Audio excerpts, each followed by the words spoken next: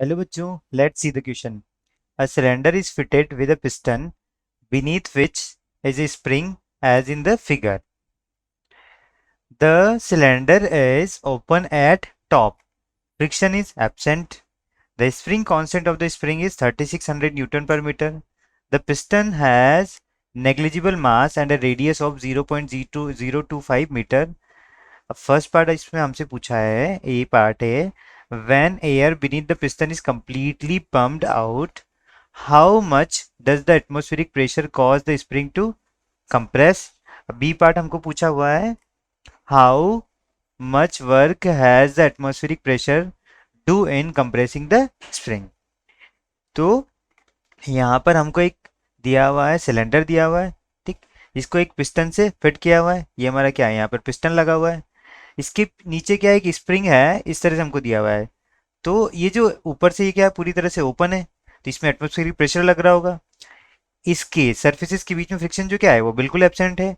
Spring constant हमको 3600 Newton दे रखा है, और जो पिस्टन कर रहा है वो नेग्लिजिबल मास, और इसका रेडियस कितना दे रखा है, 0.025 मीटर दे रखा है. अब फर्स्ट पार्ट में हमको पूछा हुआ है, ए पार्ट में हमको क्या पूछा हुआ है, जब यहाँ के जो एयर है वो एयर को कंप्लीटली बाहर निकाल लिया गया, तो कितना एटमॉस्फेरिक प्रेशर लग रहा है जो स्प्रिंग को कंप्रेस करवा रहा है. देखो, तो जितना प्रेशर लग रहा होगा उतना ही क्या हो रहेगी, ये जो हमारी स्प्रिंग है वो कंप्रेस हो रही होगी. तो अब मैं लिख सकता हूं एटमॉस्फेरिक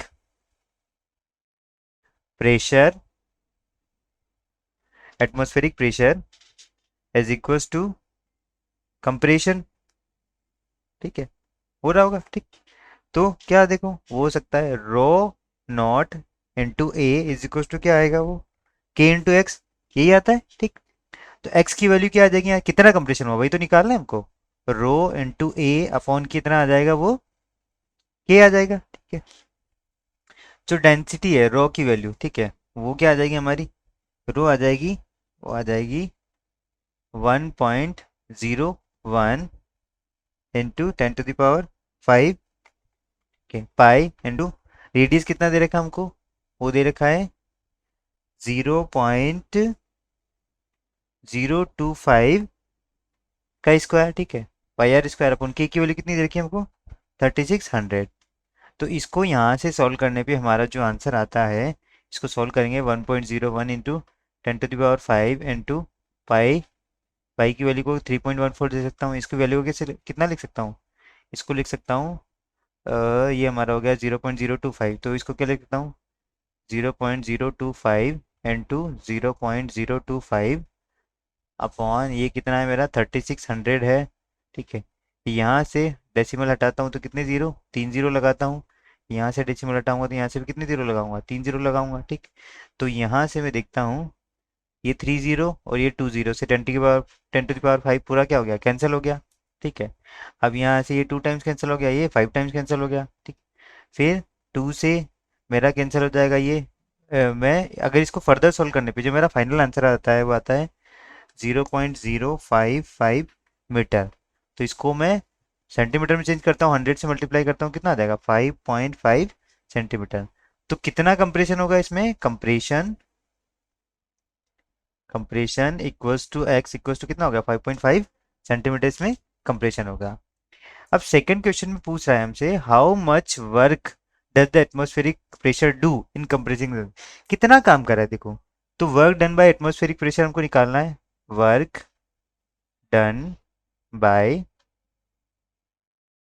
एटमॉस्फेरिक प्रेशर, वो हमको क्या करना है, यहाँ से फाइंड आउट करना है.